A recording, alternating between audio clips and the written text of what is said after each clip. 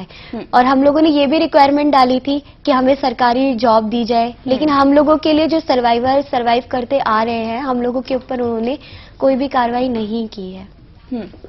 एक और सवाल आपसे लक्ष्मी पे जानना चाहूंगी। यहाँ पर आपने कहा कि सरकार जो है वो सीधे तौर पे आप लोगों की मदद नहीं कर रही है। आप खुद कई सारी संस्थाओं से जुड़ी संस्था नहीं, आप सुपरवाइजर हैं, उन पीड़ितों की मदद करती हैं जो एसिड अटैक से पीड़ित होते हैं, लेकिन उस पूरे में कहीं भी सरकार आपकी मदद नहीं कर रही है। वो पैसे से लेकर हो या फिर कोई भी सपोर्ट हो, मॉरल सपोर्ट हो, सरकार सामने नहीं आती है। जितनी सर्वाइवर से मैं मिली हूँ अब तक, सबके केस में यही है कि हम लोग जाके लाइन में खड़े हो जाते हैं, अपॉइंटमेंट नहीं मिलता है और वही शाम हो जाती है, घर लौट के चले जाते हैं, या मिलते हैं तो वो कहते हैं कि हाँ इतने दिन के बाद आना, इतने दिन के। आज तक जितने भी सर्वाइवर हैं जिनसे मैं मिली हूँ, अभी तक किसी की कोई मदद नहीं हुई है सरकार की तरफ से।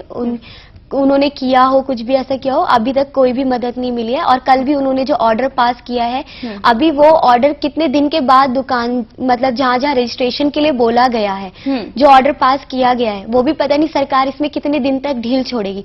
अभी भी आप दुकानों में जाके पूछिए, एसिड लीजिए, वो आराम से आपको एसिड देंगे, क्योंकि अभी तक उनके पास ऑर्डर नहीं किया।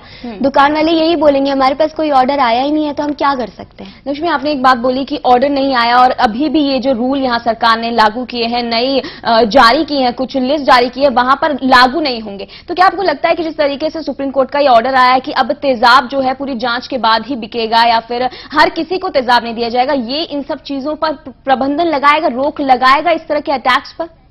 बहुत हद तक लगा सकता है। अगर ऐसे ही होता तो हम ये रिक्वायरमेंट डालते ही क्यों। वैसे हम लोग ये चाहते हैं कि एसिड जो है वो पूरी तरीके से बंद हो जाए।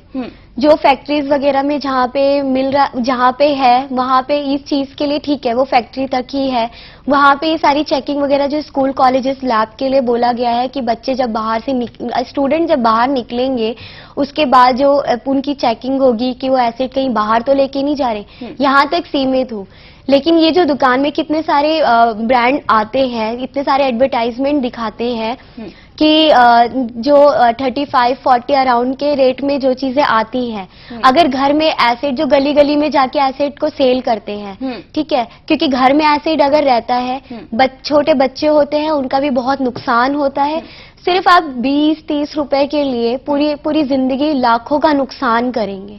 मैं ये भी कहना चाहूंगी कि घर में जो एसिड खरीदते हैं, वो गली गली में जो एसिड बेचते हैं, एसिड ना लेते हुए उनके खिलाफ बोलिए और उनको मना करिए कि हमारे इधर एसिड मत बेचिए। समाज को भी थोड़ा चेंज होना पड़ेगा। जी लक्ष्मी, एक सवाल आपसे यहाँ पर जानना चाहूंगी। आपने कहा कि आपने इस तरह की पेटिशन भी डाली थी और आप चाहती नहीं है कि एसिड की जो बिक्री है वो हो, तो क्या आपने इस तरह की कोई पेटिशन भी डाली थी कि एसिड की बिक्री ना हो, और यहाँ पर इसका कोई सुझाव नहीं आया? बिक्री तो अभी भी होगी, लेकिन पूरा देख रेखने के बाद, पूरी जांच के बाद बिक्री होगी। हालांकि आप कह रहे हैं कि आपने इस तरह की पेटिशन डाली थी कि बिक्री ही, जो एसिड की बिक्री है उस पर ही रोक लग जाए। हाँ जी।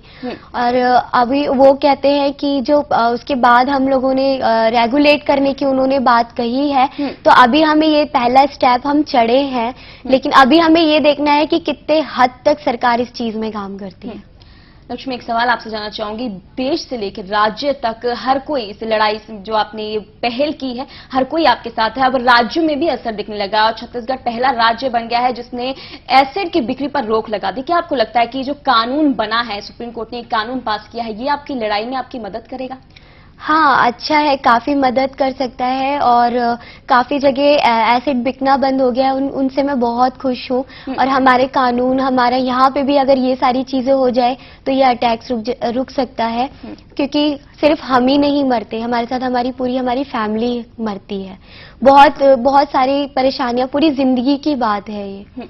और मैं समाज को भी एक बात कहना चाहूंगी, एक मैसेज देना चाहूंगी कि आप लोग लड़का और लड़की का भेद कम करिए, क्योंकि आप घर में यही शिक्षा देते हैं अपने बेटे को कि बेटे का ईगो हर्ट ना हो। ठीक है, बेटे को बहुत ज्यादा ऊंचा सम्मान दिया जाता है, ये गलत है। ये इस चीज को बदलना बहुत ज्यादा जरूरी है। एक और मैं आपसे सवाल जानना चाहूंगी। अभी भी आप हमले हुए, लगातार हमले होते हैं, एसिड के हमले, और अभी भी देश में इस तरह के हमले देखे जाते हैं। कानून बना है, ठीक है, लागू हो गया है, सुप्रीम कोर्ट ने एक लागू किया है कानून, लेकिन उसके बाद आपको लगता है क्या स्टॉपेज हो पाएगा? क्योंकि रेप को लेकर भी, महिलाओं के साथ जितने भी तरह के उत्पीड़न होते हैं उन पर भी 16 दिसंबर के केस के बाद तमाम तरह के रेगुलेशंस लगाए गए थे, नई जो है कमेटियां बनाई गई थी, रूल्स मिले थे, सुप्रीम कोर्ट ने नए रूल लागू करे थे, लेकिन